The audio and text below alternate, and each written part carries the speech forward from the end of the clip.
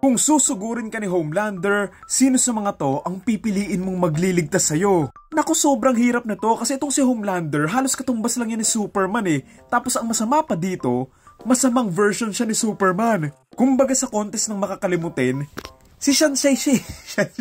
Kung hindi nyo kilala si Homelander, galing siya sa series na The Boys and kaya niyang lumipad, sobrang lakas, hindi tinatablan ng kahit ano, tapos may laser pa yung mata niya. Tapos ito yung hahabol sa'yo. Huwag ka na lang tumakbo, sumuko ka na.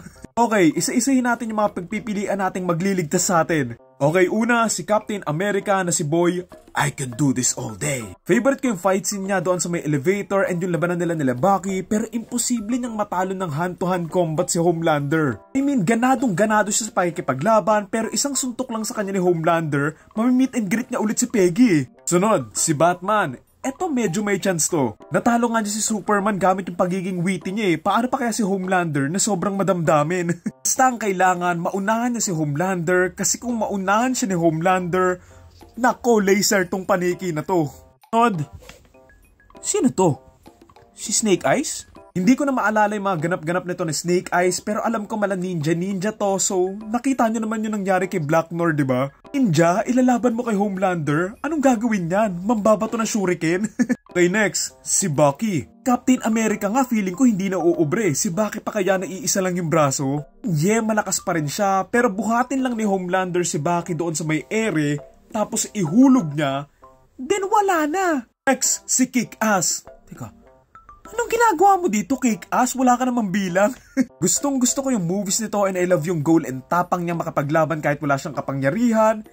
Pero walang magagawa yung arnis niyan sa lakas ni Homelander. Baka pitikin lang siya ni Homelander, tegi na tong si Kick-Ass eh. Next, si Black Panther. Wakanda forever. Para sa akin, same vibes lang sila ni Batman, so yeah, hindi sila uubra. Hindi ko masyadong alam yung lore ni Black Panther, pero kung mananalo man si Black Panther, mananalo siyang parang si Batman. Gamit yung pera niya. Next, si Daredevil. Nako! As much as I love Daredevil, umuwi ka na. Kita mo ba yung ginawa niya sa version mo sa may The Boys?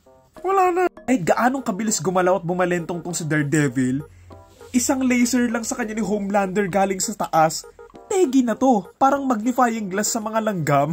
Okay, last two, si Hawkeye. Ninja din na parang Batman pero ang kaibahan nila, walang pera si Hawkeye. Yung pana nito ni Hawkeye, bago pa tumama kay Homelander, nahati na siya ni Homelander eh.